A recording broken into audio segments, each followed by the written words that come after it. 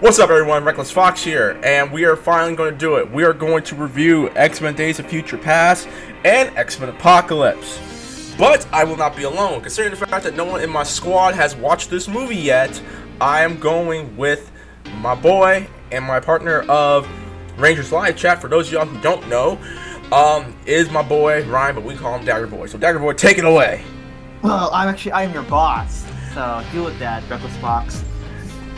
So yes, I'm from Rangers Live Chat. We do all things Power Rangers. We interview Power Ranger actors, their sub actors, their villains, and go to conventions and do stuff, all the things Power Ranger related. So you can follow us on Facebook, YouTube, Twitter, and Instagram. Alrighty then. And by the way, I still help you get girls, but that's a different story. Anyways, so we have been behind the scenes, Dagger Boy and myself, because we have watched X-Men Days of Future Past and X-Men Apocalypse, and we're finally going to review it. Keep in mind, we do our live reviews on twitch.tv/recklessfox, so if you are watching this on YouTube right now, please, by all means, whenever we're doing reviews, and if you are following me on Twitter, come, check it out, join the chat room and everything like that. Let us voice your opinions. What is your thoughts on any movie, television show, or video game that will be coming soon? What is your voice? What do you think of the movie or anything like that? But enough promotion. Let's get into the nitty gritty.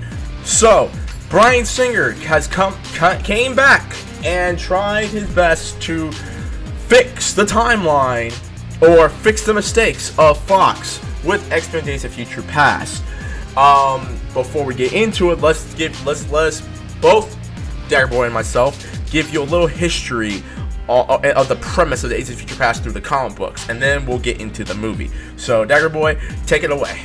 Well, Days of Future Past is, yes, the movie is actually based on the actual Days of Future Past comic book series. So what's about is the Sentinels have taken over the future of the X-Men of the Marvel universe and eliminated all the mutants. Not all the mutants, but like the majority of mutants. So basically, it's like the mutant holocaust. That's the one that Magneto feared the most. So what happens is, Professor X and some of the remaining X-Men decide to go back to the past and fix the timeline, or to prevent anything from the mutants from getting extinction. So they send Kitty Pryde, which is Shadowcat. Yeah, Ellen Page's character. Yeah, Kitty Pryde, Shadowcat, to the past, and to fix things with Bishop, because Bishop is the only person that can time travel. So they go back to the past and try to prevent the assassination of a senator. Trask, Bolivar Trask. Yeah, Trask, because it was Trask that helped create the Sentinels, like in the comic books, like in the movie. And she gets assassinated by an unknown mutant, which is actually to be Mystique. And that's pretty much the premise of the entire story. Yeah. So, Dagger Boy, first, I'm gonna go first because you know how I am. I'm very critical about the X-Men series, and after this, you're probably gonna hate me for it until we review Apocalypse. I'm gonna give you my take, and I'm gonna give you my positives of the Days of Future Past. Okay. So, I will say this. I love the dynamic between Hugh Jackman's character, Wolverine, their version of Wolverine, Xavier, and Magneto, the younger versions. I like the chemistry that they have, considering the fact that none of these actors are actually American, and Hugh Jackman's playing an American. So, actually, no, he's not American. Isn't he Canadian? He's Australian, but he's Canadian. Yeah, and Logan's Canadian, okay? So, we have 3 actors who are not from America, and they actually have some of the best chemistry in the movie, quite honestly. I like the dynamic of Wolverine and how he is being transported, and how Ellen Page's character Kitty Pryde is trying to keep him in time, which makes no sense, but I'll get into why that doesn't make sense in a minute. I like the fact that there are kind of stakes. Like there's some decent amount of stakes in this movie. Not some that you would honestly care about, but I will say Quicksilver is the best character in the entire movie. Yes, hands down, and he had the best scene of the entire movie. Anyone who argues that Bryan Singer does not know special effects, don't just pretend that Apocalypse never happened, and we'll call it a day. honestly, that's the only positive I have about the movie. Like, you go first. We'll get into the negatives in a minute. We'll go first because this might turn into an argument. So, what did you like about the movie? What I like about the movie is it does fix some of the mistakes of Last Stand. It is actually the real continuation of the third movie, and like the great like this should have been like the sequel of Last Stand. That's debatable, but okay. Yeah, it does fix it like fix mistakes. What it does, it actually pushes the characters to like the original X-Men movie characters, the one from X1 to X3, to like bigger stakes. Like I said, bigger stakes. Like majority of like their students and their colleagues are dead. And it's just I think Storm, Xavier, Magneto, Logan, and what's the Iceman, Colossus, Warpath, Bishop, and Blink. I know because I actually know of most of those characters, but that's a different story. Yeah. So yeah, like. Oh, and Kitty. Forgot about her. Yeah.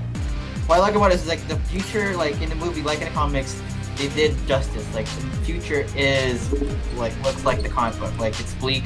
They brought justice to that. Also, like the Sentinels. Yeah, it's only negative about it. Like I wish they're taller, but what I like about it was like they actually did the job done. I mean they were actually teased in The Last Stand. So I'm gonna get. No, sorry. What I like about it, also another thing I like about it is that Wolverine in this movie is actually done right. Like he's not the main star. The main star is actually young Xavier. Very, very debatable, but okay. No. I mean, like, yeah, Wolverine is the main star. It's like, well, he's still essential, but he's not like he doesn't do like he doesn't steal a show. Like it doesn't feel his movie, like his movie. Like he feels like a supporting character. That's what I like about it. What else? Like plus Hugh Jackman does play the part well. Like as a person from like the 70s. Like I think the movie was in the 70s. Okay. Also, like the chemistry between Xavier, young Xavier, and Wolverine, and like all like the past characters was really well done. I liked it.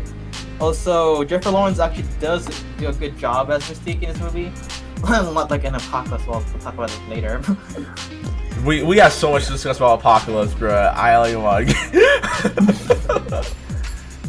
Yeah, so Mystique does a great job in this movie. Really, really credits to her. Also, even Magneto does like both characters who played both actors who played Magneto. Michael Fassbender and Ian McKellen. Yeah, they do a good job. The chemistry, like I said, it was great. The action was okay. I mean, like there's only one big action scene that we all remember the most, and that's Quicksilver. Yeah, Quicksilver. CGI was okay. I liked it. Sentinels, I wish they were bigger. I mean, like maybe it's because of like budget reasons why they can be bigger, but I don't know the story. But yes, Quicksilver is the greatest highlight of this movie. Like this was his perfect time to shine. And and I'm an MCU fan, but this Quicksilver, like easily beats the MCU Quicksilver. No regrets. I'm an MCU fan as well, and I would say that as well. The guy Evan Peters is the guy who plays Quicksilver. He was also Kick-Ass's best friend in the movie Kick-Ass, which is very funny. Both actors from Kick-Ass are playing Quicksilver. One's playing a more accurate version of Quicksilver in the comic books. One's playing the superpower of Quicksilver better from the comic books. But we can talk about that in a minute. So we're gonna get to the negatives. I'm gonna go first because I know you have minor negatives. I have a lot of negatives about this movie.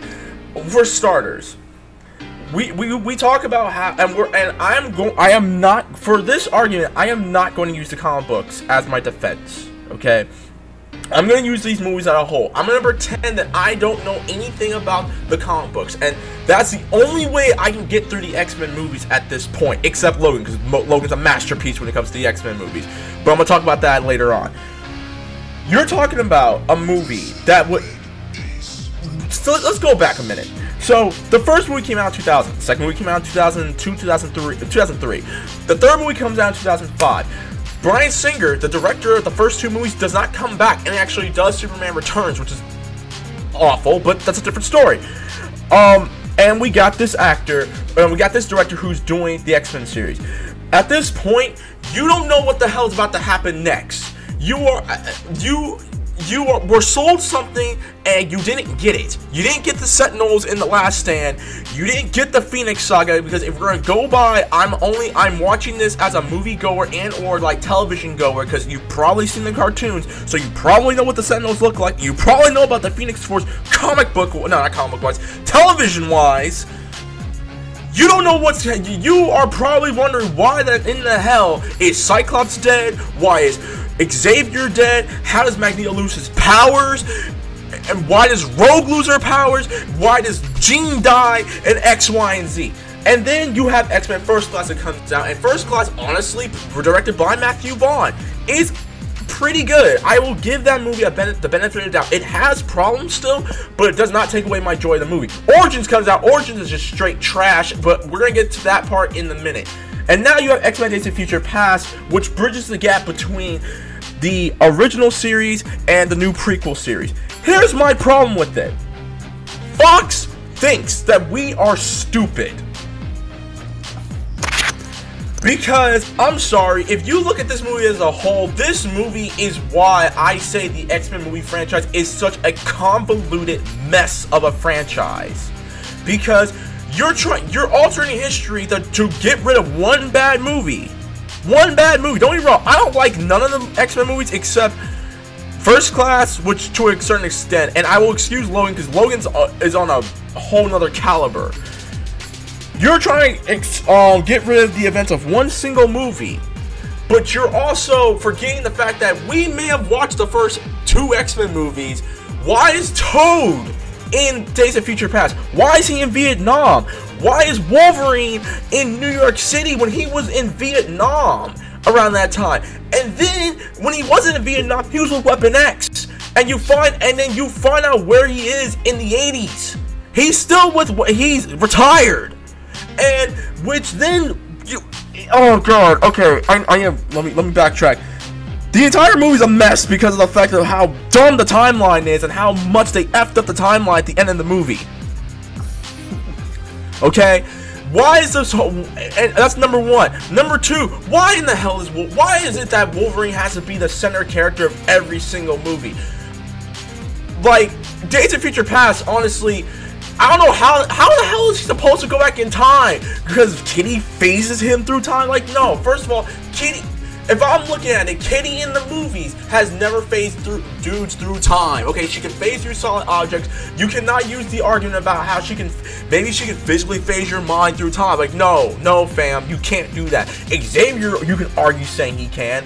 Bishop, knowing full well he's a time traveler, he should have taken Wolverine back to the past. It wasn't in the movie though. So. Yes, but we're talking in the movie, fine. But there's no reason. There was never. They did not even explain why Ellen Page's character was able to phase people through time. This movie is such a mess. It really, really is. Honestly, there really is no stakes in this movie because you already know what's going to happen. They're going to alter time. So, any deaths in the movie, Beast, Iceman, Colossus, Sunspot, Bishop, Blink, and Warpath, why should I even care about the people from the future? Why should I care? Why should I care about Bishop? Why should I care about Sunspot, or Warpath, or Blink? Like, at this point, when you alter the future, they're not even going to exist. So why should I even care about those characters?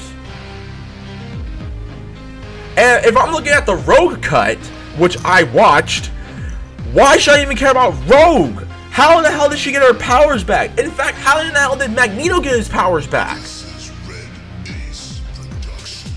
Okay, you go now, because I could go on a massive rant. I need to hear your side. Go ahead. Go ahead. This series gives me a freaking headache. In case y'all don't want to know, I'm so sick of the X-Men movie franchise. And I'm gonna say this right now: it took Fox 17 years to make a X-Men movie in which both comic book fans and moviegoers can equally say, "Hey, this movie's actually amazing," and this is Jackman's best performance, and that was Logan.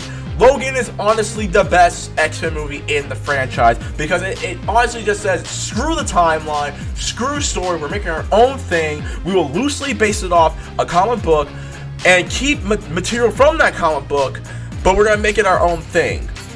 And that's what I like about Logan. Alright. Now you go ahead. I'll tell you timeline. Okay, go ahead. Since people are lost, and I got this from a YouTube video that explains the timeline. It's from IGN. So we know IGN. We know what happens after. You know what happens after X-Men? The last day. Yeah, Jean's dead. Xavier's dead. Cyclops is dead. Magneto loses his powers. Rogue wimps out and wants to get rid of her powers, but that's a different story. Yeah. So what Days of Future Past has done is that it erased all the memories of The Last Stand. So, X-Men and X-Men United are the only movies still left that are still continuous. Last Stand is gone. Does that make it easier for you? Okay, that's fine. That's fine and Danny and all. But here's the next problem. Why the hell is Mystique a member of the X-Men? And why in the hell is she trying to murder Xavier in the X-Men movies? Okay, when you go back. If you look at these three movies, the prequel trilogy, and we gotten rid of X-Men: The Last Stand, it does not explain how John F. Kennedy was a mutant, because they allude to the fact in this movie that he was one of us because Magneto essentially killed the President of the United States, which is John F. Kennedy, because this movie takes place in the 70s, and the First Class ends before the Kennedy assassination. So like a year before the Kennedy assassination, that's when First Class ends. So the movies, they don't explain how Kennedy was a mutant. They don't explain what, at one point did Mystique turn on the X-Men and try to kill Xavier, who adopted her. It doesn't explain how Toad was able to be a member, to be part of Magneto's group when he was in Nam, and why he doesn't age. And it really doesn't explain the fact that Stryker, who is older in the 70s when he recruited Wolverine, is in his mid to late 20s, early 30s in Days of Future Past. Because we're looking at X-Men Origins Wolverine, the dude's in like his 40s or 50s. Why in the hell is he like in his 20s or 30s? Where in the hell is Sabretooth? Why isn't Sabretooth in this movie? Why isn't, like Bryan Singer, Fox thinks we're stupid. They really do. They're not, and I don't care about the timeline or anything like that that IGN explained. It does not explain the fact that this movie series is a mess. Okay, so X-Men Origins actually happened in 1979. No, it didn't. It happened in '86. The Origins? Yes! It happened in the 80s. Oh yeah, I say basic. So, well, of course, like, due to a movie standpoint, maybe they can hire like a younger actor for Xavier, but I don't know. It's like, yeah, Origins is, I don't know why. Maybe that's their little mistake. They shouldn't have went for a younger, I mean, I don't know. Oh no, I'm gonna save that for Apocalypse. I'm gonna save that for Apocalypse because Apocalypse did something so dumb that Apocalypse is a horrible movie on its own, but we'll talk about that in a minute. Alright, so the timeline. Yeah. Okay, so okay, so we know there's gonna be two timelines. Why are there two timelines? No, there's two timelines. Why? We have the original timeline. The one that like we grew up watching as kids. Remember that? Yes, the one that Bryan Singer assumed that we're dumb and we forgot about it. Yeah, I remember that stupid timeline. Okay, so we know that Mystique did something, to like, they made Trask getting assassinated, right? Yes.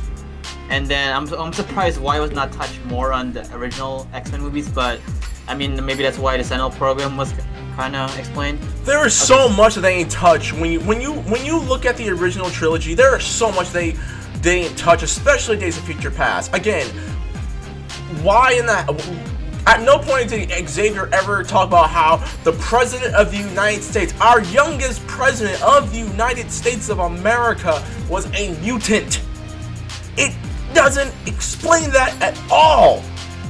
Okay, so, well, here, I'll do, for the fans, I'll actually explain the timeline so it gets a little easier for you guys.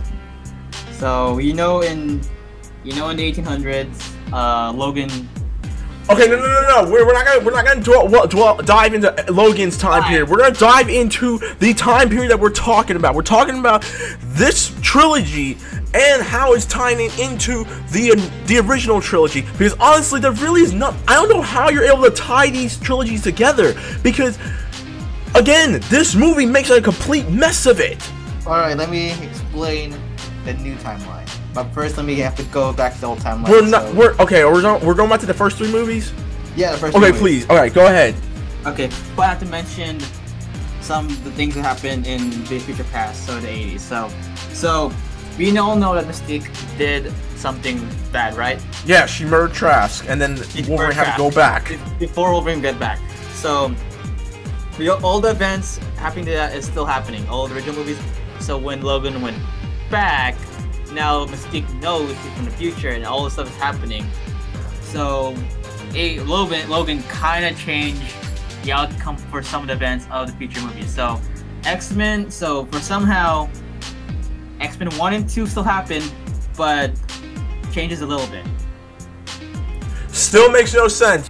It still makes no damn sense. The fans still have, well, I know, but like I'm explaining it too, so the fans can kind of get, So X-Men 1 and 2 still happen. Well, the events still happen, but it's kind of like, what's the term again? Like, it's a little bit modified, changed a little bit.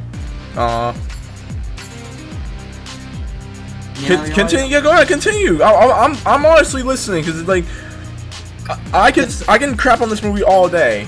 So 1 and 2 still kind of happen. Well, some of the events still happen because in X-Men. Or like in Logan. Okay, I'm doing a spoiler alert. No one cares. Hey, dude, it's been months since Logan came out. If you haven't watched Logan, it's on you. So, remember when Logan mentioned Liberty Island? Yes. To Professor X. So we can safely assume in the new timeline that 1 still happens.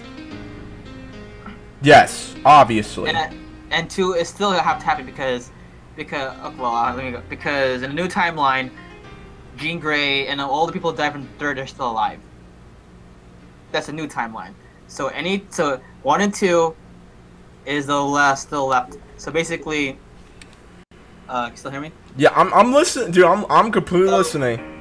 So Days of Future Past is officially the last movie of the original timeline because it makes a new timeline so we go back to the past when Logan kind of changes everything in the past. So anything that happened from Days of Future Last Stand changes for some reason. So now we have a new timeline where we have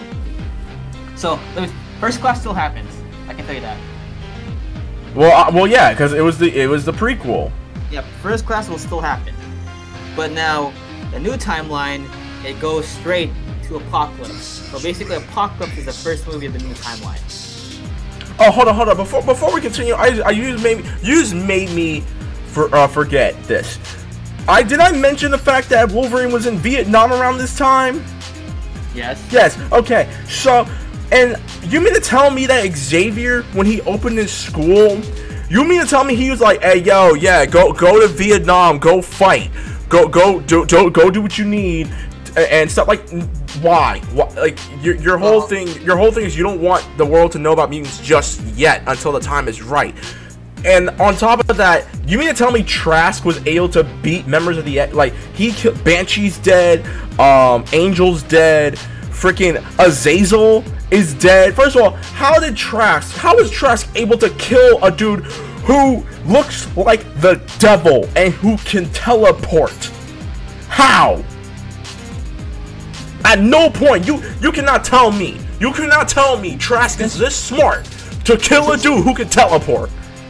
Isn't Stryker the one who killed? In general, whether it's Stryker or honestly, I think it was Stryker then. Stryker has no recognition or has no experience dealing with mutants, especially in the 70s.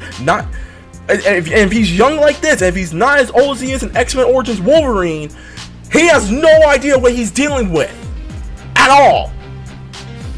Well, I can tell you one thing. Remember the timeline you said, the years? You can no. Don't even mention the timeline right now. I'm going on a rant right now. There's a figure pass happened in 1973. So there you go. Wolverine's still in Vietnam at that point. He's still in Vietnam. How is he going to New York? He played for 1 year in the war. Maybe he didn't He was with Weapon X, doing missions with Weapon X. He met Slade Wilson. He met Agent Zero. He met Blob, and we'll get to Blob in a minute. He met John Rake. He was a member of Weapon X around the 70s. The late 70s to the 80s. Yeah, I don't know the time, but yeah. Anyway, you can't even explain it. You can't even explain it, Dagger Boy. But I can tell you this. What? Logan did come back from the Vietnam War. Logan's the best movie. I think we can leave it at that. Honestly, there's so much I can It's not even nitpicking. These are actual complaints. I will say the best part of this whole movie, though, is watching Storm die, because Halle Berry is probably the most trash character in the entire series. And if I'm gonna use the comic books as a defense real quick, I'm gonna do it real quick. Let me use the comic books real quick. Kitty Pryde, you had mentioned earlier that Kitty Pryde and Bishop go back in time to fix what Mystique did, correct? Mm-hmm. And you realize that that's probably one of the most important moments in comic book history. The fact that a female character had to save the world. It was a massive female empowerment moment. Why did they strip that away from this movie? Why is it that Logan has to do almost every single thing to save the world? And I think that's the biggest problem with Fox as a whole. You cannot have an X-Men movie without Wolverine, whether it's a supporting actor, main actor, or even a cameo. You can never do an X-Men movie without Wolverine, and I think that's the problem with Fox. And I will say this right now, before we even get into Apocalypse. Apocalypse is going to make my case in point.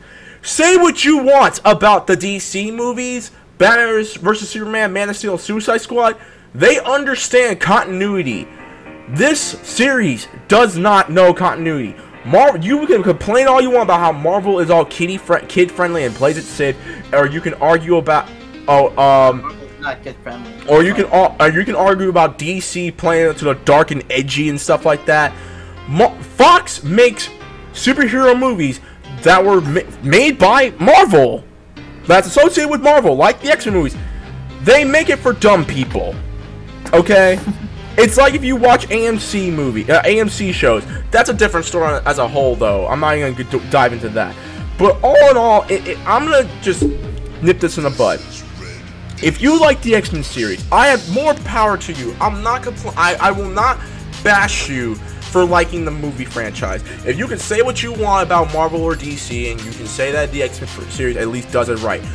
But I'm going to say this. The fact that it took Fox 17 years to make a movie in which comic book fans and moviegoers can actually agree on one accord, that being Logan, that says a lot. And I'm excluding Deadpool in this conversation because of the fact that Deadpool felt more like a Marvel movie than it did a Fox movie, and that's a good thing because Deadpool honestly was the best movie up until Logan.